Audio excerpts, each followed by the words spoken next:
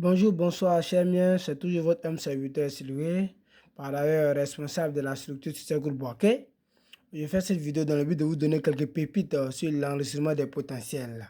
Il faut dire que nous avons 4 enregistrements. On a le potentiel de référence, le potentiel de membrane, le potentiel d'action diphasique et le potentiel d'action monophasique. Donc ici, ce qu'il faut d'abord retenir, c'est que R signifie quoi? Électrode de réception, électrode réceptrice, et électrode d'excitation, électrode excitatrice. Comme premier cas d'enregistrement, comme on peut l'observer, lorsque les deux électrodes réceptrices sont placés à la surface de la zone, sans excitation, on obtient quoi? Un potentiel de référence ou potentiel 0. Voici l'enregistrement que vous devez faire.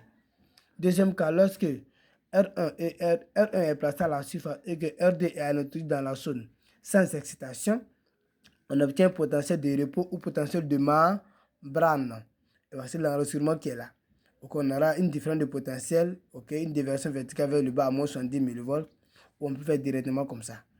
Troisième cas, lorsque les deux électrodes réceptrices sont placés à la surface, suivi d'une excitation, on obtient quoi? Un potentiel d'action diphasique. Et voici l'enregistrement qui est là.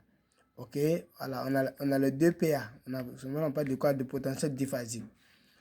Quatrième cas, lorsque une électrode est placée à la surface et qu'une autre aussi est placée à la surface, mais très éloignée, avec une excitation, on obtient aussi un PA diphasique, mais avec un potentiel de référence, qu'on peut observer là.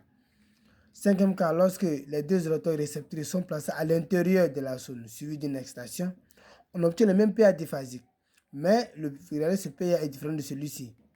C'est comme si on aura un PA qui sera renversé, par rapport à celui-ci. Donc faites attention.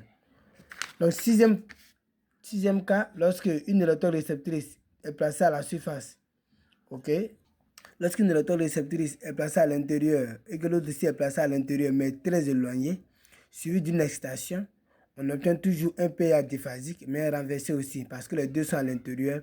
Mais comme elles sont très éloignées, on aura aussi un potentiel de référence. Septième cas, lorsque une électrode est placée à la surface et qu'une autre est introduite dans la zone suivie d'une excitation, on obtient quoi? Un PA monophasique avec hyperpolarisation. Voici qu'on a la déviation verticale vers le bas, avec quoi? L'hyperpolarisation qui est là, qu'on peut observer. Huitième cas, huitième possibilité, lorsque une électrode réceptrice est placée à la surface suivie d'une excitation et qu'on n'observe pas de deuxième électrode réceptrice, ou encore lorsque une électrode réceptrice est placée à la surface et que la deuxième électrode réceptrice est introduite dans une zone lésée ou anesthésiée suivie d'une excitation, ou encore lorsque une électrode réceptrice